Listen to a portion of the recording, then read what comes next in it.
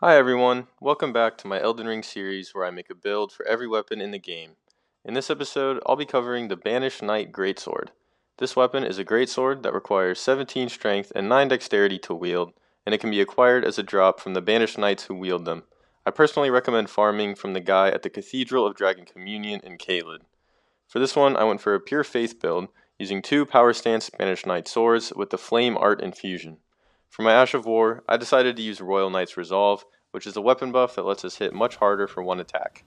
My playstyle really consists of just going to town with our dual wield greatsword moveset. You can pretty much face tank a lot with this setup. If you want to just turn off your brain and swing away without a care in the world, it usually works out just fine. I especially like the dual greatsword jump attack like I've mentioned in previous videos. It is just so powerful and brutal and is really good for pancaking enemies.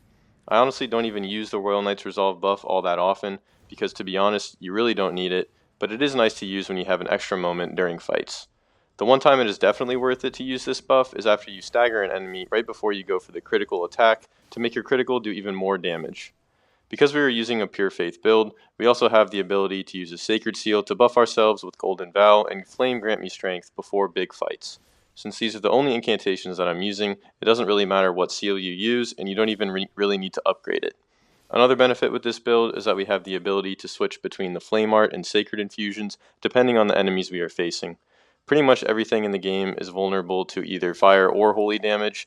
If I had to pick one for this build, however, I would go with Flame Art. For my stats, at level 150, I have 60 Vigor, 10 Mind, 32 Endurance, 17 Strength, 10 Dexterity and Intelligence, 80 Faith, and 10 Arcane.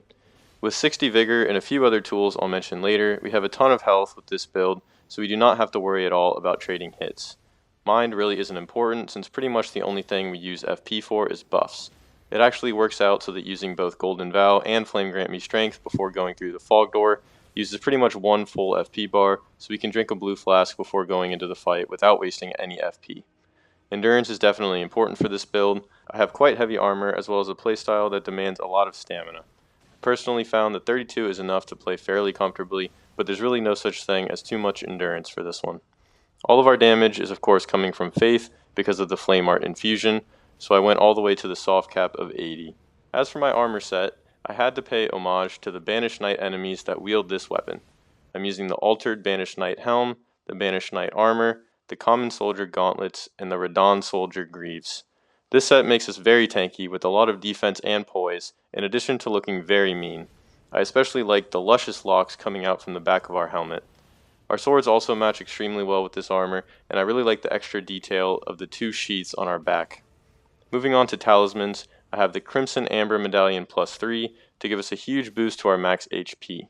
Do we need this? Absolutely not, but it feels good to have a comically ridiculous amount of health, and besides, who likes drinking health flasks anyway? Next I have the Claw Talisman to boost the damage of our jump attacks, which I tend to lean on very heavily when fighting with these weapons.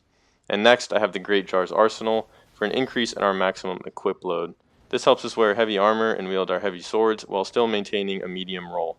And finally, I have the Two-Headed Turtle Talisman for more stamina regeneration. Stamina is crucial for us to be able to keep up the pressure with this playstyle.